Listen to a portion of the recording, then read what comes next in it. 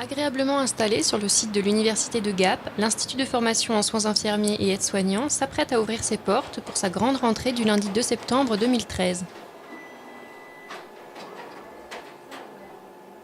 C'est à la suite du processus européen d'uniformisation des compétences que l'IFSI-IFAS, initialement une école indépendante, s'est trouvée rattachée au schéma universitaire.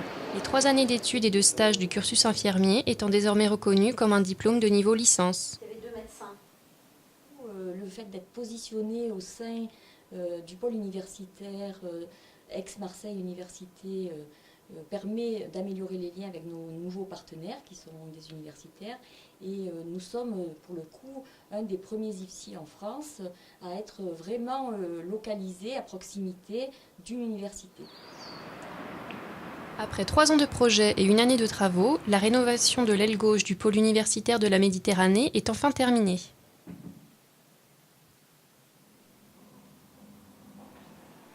Ce projet a été porté essentiellement par la direction du centre hospitalier intercommunal des Alpes du Sud, établissement auquel nous sommes rattachés puisque nous sommes un institut de formation publique.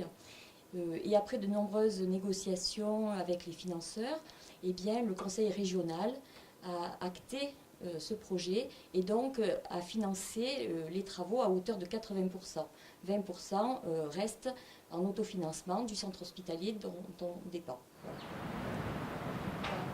L'équipe administrative et enseignante de l'IFSI, bien lotie dans ses nouveaux locaux qui sentent le neuf et à l'allure très moderne, attend de pied ferme l'arrivée des étudiants lundi prochain. Comme vous avez pu le voir, avec les nouveaux locaux, on est vraiment à la pointe au niveau logistique et au niveau appareil technologique. Et bon, ça a été un petit peu difficile parce qu'il a fallu déménager au mois de juin, puis il y avait encore les étudiants qui étaient en cours, il y a eu une période d'adaptation où ils étaient en cours dans des Algeco, ils allaient encore sur le site de l'ADRE, mais bon, ça y est, tout le monde est arrivé, nos cartons, vous pouvez le voir, sont défaits. Tout est dans les starting blocks et on est prêt pour lundi. Ce qui est innovant, c'est que ces fameuses salles de pratique à la Dr House sont vraiment, vont être vraiment un endroit où les étudiants vont pouvoir mettre en pratique ce qu'ils voient dans les services et bien sûr tutorer par mes camarades et moi-même les cadres pédagogiques.